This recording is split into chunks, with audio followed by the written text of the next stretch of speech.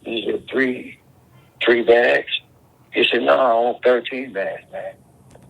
I said, okay. So I go get 13 bags, bring it back, put it in a Safeway sack and shit, and gave it to him. He sit there and counted up 13 bags. So he gave me the money, right? So I said, okay, later. So they left. We shut the door shit. We counted the money. So all of a sudden, the door, they knocked on the door again. And so I went to the door and I opened the door and they said, yeah, man, we need to talk about something. I said, what's that? He said, we just need to talk. I said, about what, man? It's about the weed you gave me.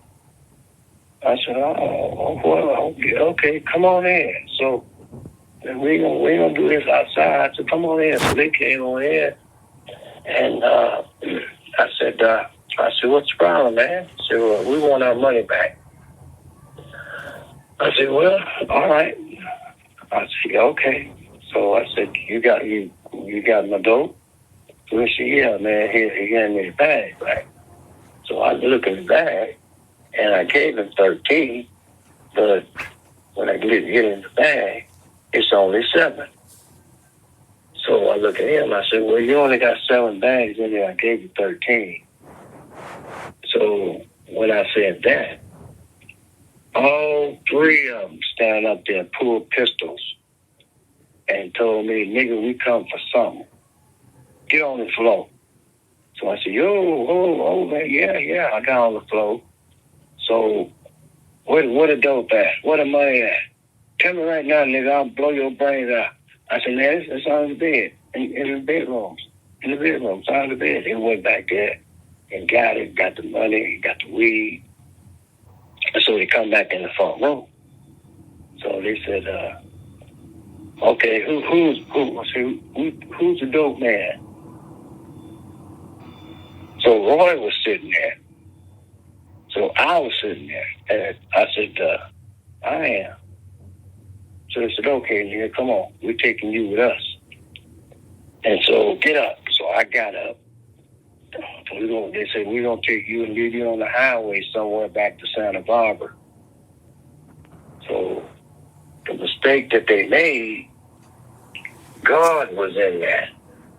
Because they could have shot me down, me and Roy, right there in the house and got away with it. I don't know if they got away with it or not, but we'd have been dead.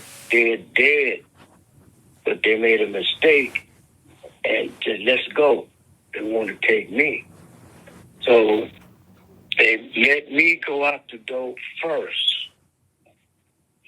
So when I walked out the door first, I reached back. I'm right there at the door. I reached back and pulled the door up. And they was in the house. I pulled the door up and took off. So I had to run around the house to the alley.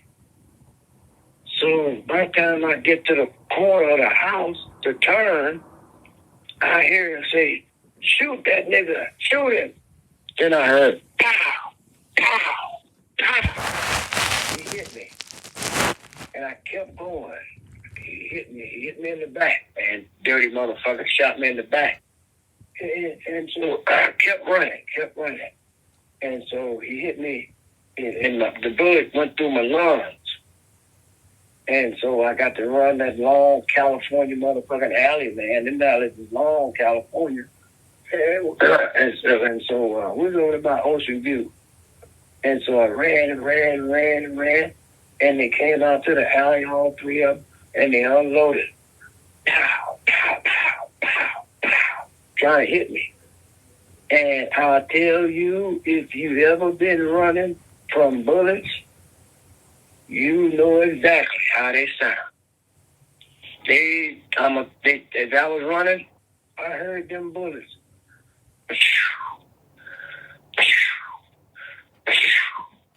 I said, Lord, don't let them hit me in my head, on my heart, and I'm going to make it. And they unloaded on me, partner. And I finally made it to the end of the alley, and I saw a house, and the screen door was open. And so I ran up to the house, and I just dived through the screen door, and it was a Mexican woman sitting in the front room. And at this time, I'm still kind of conscious. I heard her scream. She was screaming because she saw all the blood on me. And she was screaming and screaming and screaming and screaming. And so they was coming after me. So I figured I got to go back in one of these rooms and hide. So I made it back to a room and opened the door and went in, and I shut the door and leaned up against it. And there was a little boy in there. And he got up and ran to the door and was trying to open the door to get out. About that time, my eyes got so heavy, I couldn't keep them open. And there, I lost consciousness and went out. The next thing I know, the police would put me, had some over my mouth, one of the oxygen things or whatever, and they put it over my mouth and put me in the back of the police car. During that time, they had those long police cars in California where there's just one ambulance seat in it, that's all. And so they put me in the back of that and rolled me to the hospital, man. When I got there, my mother and Roy and all the brothers out there was waiting at Paradise Valley Hospital.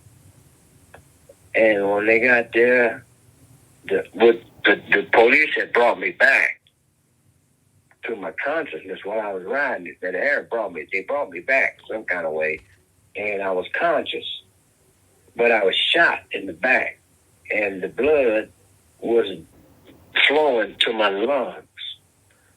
In other words, I was drowning in my own blood because the bullet went straight through my back. It came out through the front. It was a flesh wound. Wasn't no bullet left. It just went clean through me. And they pull up and he come out there on that gurney, and he had a great big bottle and had something else. And that bottle was sucking like you suck a milkshake out of a straw. That's the way the sound I was making. It was pumping all the blood out of my lungs. And lo and behold, I woke up, and I mean, it was looking like a brand new life to me, man. I didn't feel no fear no more and nothing. And the doctor told me that I'd be okay. So they told Mom was standing there, and Gwen, my wife, she was standing there and said, "He's gonna be okay."